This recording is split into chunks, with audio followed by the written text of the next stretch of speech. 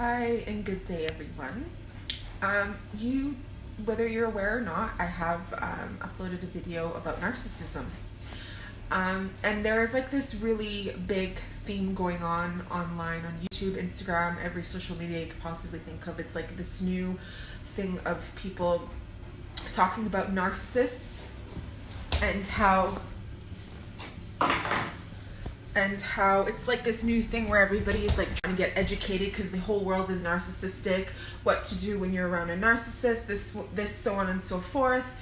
And I just want to say, without being non-judgmental, in a sense of, let's just be a little aware. Self-awareness is key, right?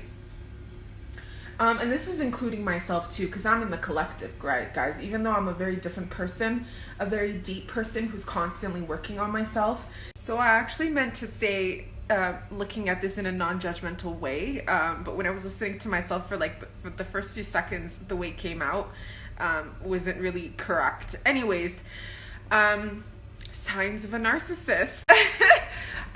So why I'm making this video is because I want to say that I truly believe that I am a narcissist, or I have become a narcissist because of my upbringing and the results that have come to certain things to be a certain way.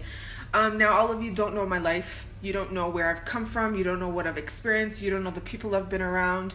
You don't know what I've had to do in order to survive, in order to grow and to develop. Okay, so there is a thing called, there are different types of illnesses out there mentally. There's bipolar, there's schizophrenic. These are actually very common. But yeah, back to narcissism. Here's the thing with a lot of narcissists, they grew up in a very abusive or manipulative environment with people who were in denial, okay? So it's a very complex thing where it's not really black and white to say.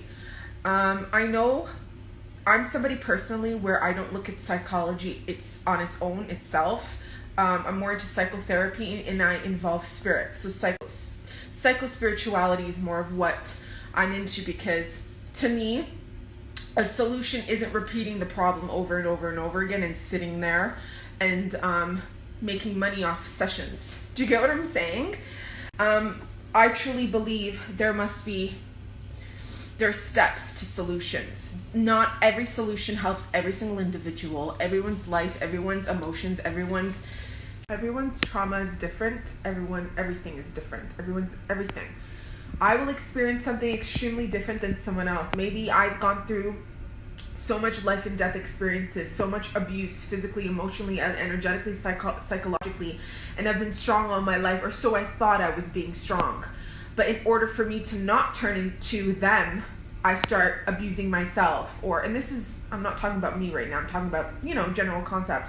Or I pretend to be nice. I pretend I want to submit my needs and be there for people.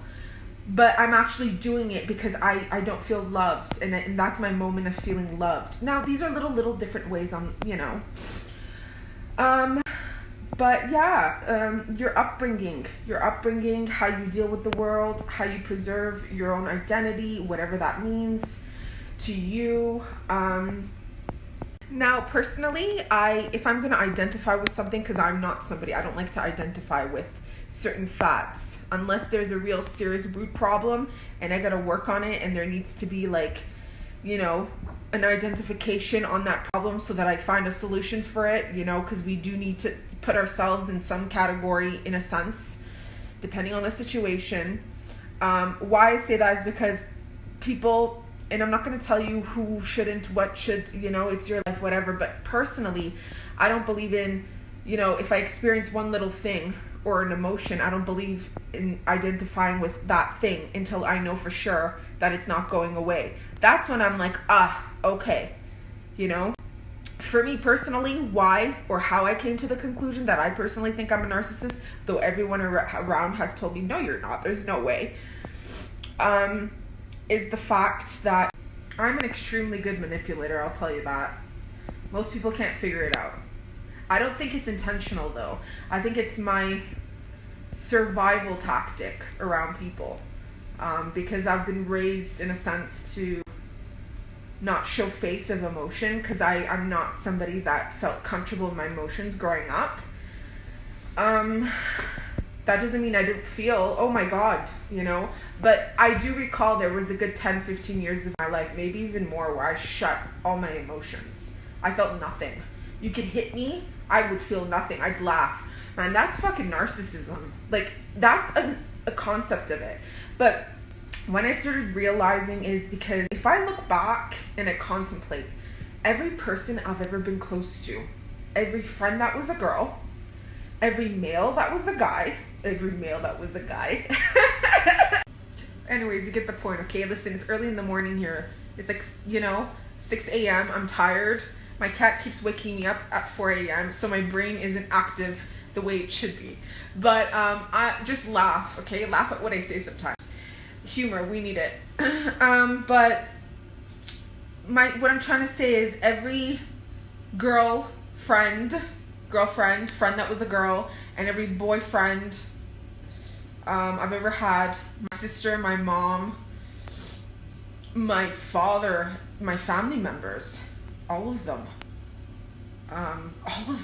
on both sides of my family, every friend I've ever had, they were fucking narcissists, and I'm talking about high degree. Where my mom, I don't know how far and how deep I should go with this video in regards to like growing up, because when I went to Armenian school, it was about an hour away from where we lived. My dad was sick, like a good portion of my entire life he was sick. I remember when I was 15, the doctors told me, like, your dad's dead. We're going to do the surgery. He's going to be dead whether he makes it or not. He didn't die, but he died about, I think, like 6 years later. But he was basically living as a vegetable. But my point is, growing up, my dad wasn't capable of doing things physically or even emotionally. It's very complex. And then my mom was very manipulative, angered woman, very in denial. A very egoistical woman, my mom. Very egoistical, very angered, very in denial, very traumatized herself and in denial of the trauma and where it's led her to. Like, I remember she would always say, like, when she was a little girl, she had to take shots because she always had anger and, like, anyways. She's a narcissist. She's a purebred of narcissism. She's also bipolar, but like she's like a narcissist to the T.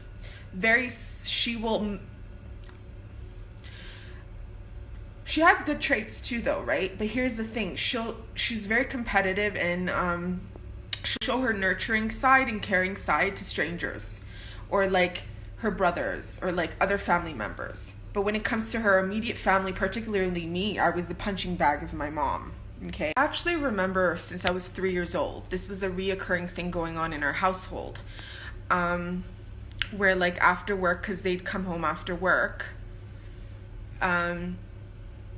and my mom would start fighting my dad for no fucking reason, like screaming like a lunatic. I'm gonna kill you, I'm gonna kill your family. And then she'd take out a butcher knife from the kitchen, like, you know, the meat to cut, like the strong bones and the thick meat. And she would say, I'm gonna cut your dick off, or like, you know, she just threatened him in scare tactics. And this would be like when he would return from the hospital, when he's already basically a vegetable, you know? So I remember I crossed my heart when I was a little girl, and I said, I'm never getting married. I'm never doing this. And all they would do is fight, you know? But I grew up to believe that that's fucking normal. Okay? She would kick him out. He would return. He'd go. Then, you know, when we would be in front of aunts and uncles or like any, you know, family friends, she would always talk sweet to him. Oh, sweetheart, can I bring you this or whatever? But when it was behind closed doors, you fucking asshole, I have to do everything for you. Obviously in Armenian. I can't wait till you're dead, you and your daughter. Because my dad wanted the third kid. I was very close to my dad when I was little. And she'd say, I'm going to break your relationship between you and your daughter and all this stuff. So like every day. And she would continue that after he passed away with me, the abuse, because she had so much trauma herself. She and her other brother was like this too, but he passed away. He was also very angered. They have that in common.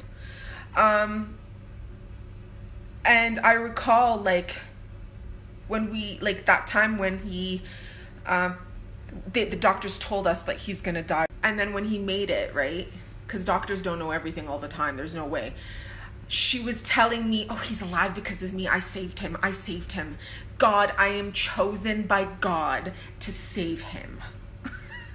So it's like the dynamic is so fucked up. And then I remember years later when I became a teenager, even when I was like early, like 11, 12, 13, my dad would retaliate, where because she's pretending to be all nice and sweet to him in front of her brothers or other family members, he would mock her or he would make fun of her in front of them.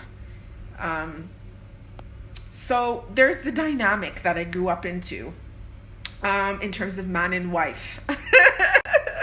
That's not healthy, right? But I do want to say, what I want to say, there's a lot more I want to say. Okay, so the video just cut me out again while I was talking, so I don't know how far I got lost into what I was saying, but look in my eyes. Like, when I talk about this, it affects me so much because people don't know how many years of things I've suppressed within my heart, within my emotions. Again, you know, going to Armenian school, it was an hour away. Sometimes when I was very little, my mom would drive me and then go to work. But most of the time, like, they weren't, because it was up into grade 6, from junior kindergarten to grade 6. It was random strangers that would take me to school or bring me back home, you know, and I didn't have proper nutrition.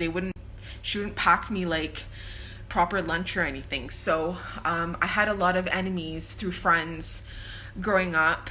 I remember, like, a lot. And I used to get, and what I want to say is basically, you know, you're a little girl, you don't have your mom's support. I didn't have my sister's support. She's 9 years older than me. She's fucking narcissistic. She lies, tells people she raised me. She was never there. She was always dating boys and she'd ditch me. My mom would say, you have to take care of her because, like, fucking the government will take your sister away from us and put us in prison. Like, so even grade 7 and 8 and then high school, like, nobody would take me to school. They'd scream at me that I have to go to school, but I had to walk. I was always walking. High school, I had to walk, so I started not going. Trust me, I've been bullied. I've also done a lot of bullying myself, like in school. Again, I've told you I've been, like, threatened, almost died, people attacking me, and out of nowhere, you know. So I would sometimes come home crying when I was really little, and my mom would laugh at me, and she would be like, this is the real world. You don't show face, you don't cry, you pretend like everything's fine, you just put your nose up, you put your head up, and you live your life. So I started standing in front of the mirror every single day, training my face not to show any emotion. So if I'd get mocked or whatever, I'd just ignore everybody, you know? And that took me years to break down, because part of the healing process is not being in denial. You know what I'm saying? And mind you, I went through so much trauma after that. Some of you know some of my story, even up to coming here, even up to before, because I have military experience, the things that happened on the way there, and the war that took place here in Artsakh, close to Armenia. I have a very long story, guys. And I personally believe and think that my family pretty much trained me for that. And where I am today. So why do I believe I'm a narcissist? Again, I can go really deep into this. I can tell you so much more. Whether it was friends that I made after, how they cope, how you cope, how it's not so much how you heal, but how you pretend or you think you're healing to deal with a fucking environment or circumstance, you know? Because when you're around people, groups, home, especially the home where there's no support and there's mockery and making fun of your emotions, or, you know, you deserve it. My mom, everything was, you deserve whatever happens to you. You deserve to get raped. You deserve this, you deserve that. You have a mental illness. She used to tell me since I was little, you have a mental illness, you have a mental illness. Anyways, years went on, and then I realized she was actually projecting herself onto me, you know? And what I want to say is, I think growing up, because I never felt like an importance or love for my family or from like my immediate environments through friends or whatever, I started learning manipulation tactics. Kind of. And look, my kitty is here. So,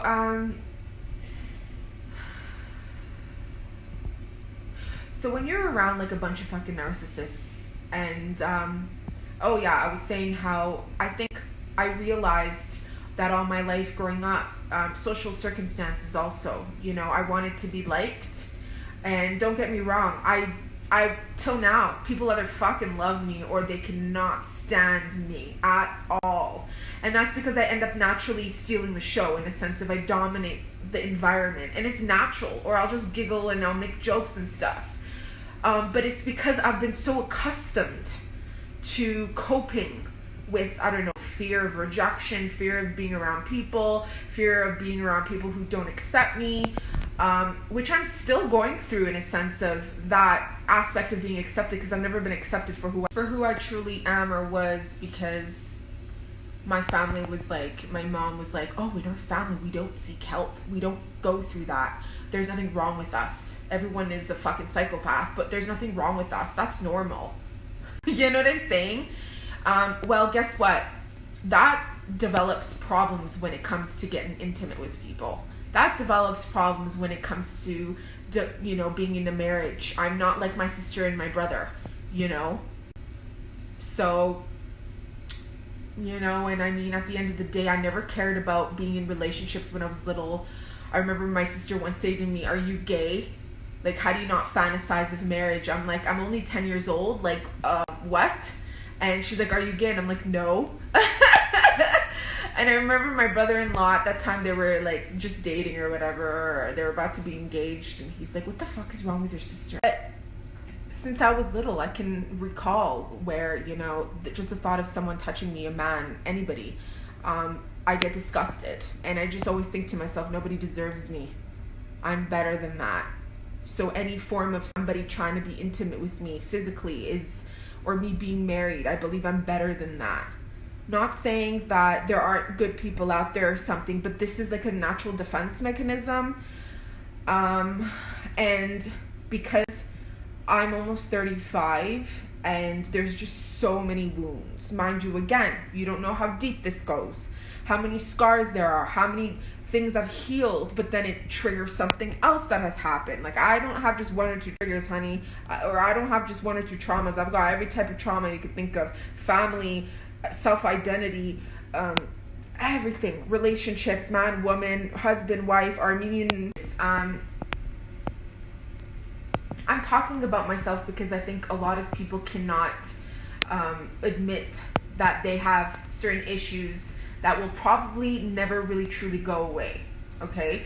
And I need to admit to myself, which I have been doing in the last 2 years, I think, particularly the last year. And I knew this even 10 years ago, where there's absolutely no way. I've had roommates where I'd go running the second day or the third day. I can't live around people. I can't be in a committed relationship. I can't do it.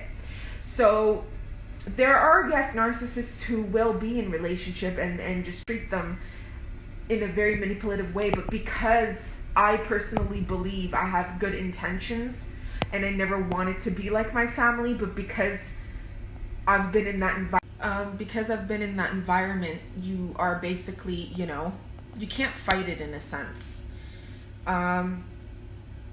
And that's why I decided to cut them out at this point, because I was being sucked in, or that's what taught me to be manipulative. But I only use manipulation in order to be around people or keep them in my life. And that isn't, again, there's different types of manipulation. And as an advisor, because I'm a counselor, I'm a psychologist and I'm a counselor, I'm just somebody who's very honest in a sense, where I will admit that I don't come from a healthy background, and that's why living alone is one of the most healthiest things for me.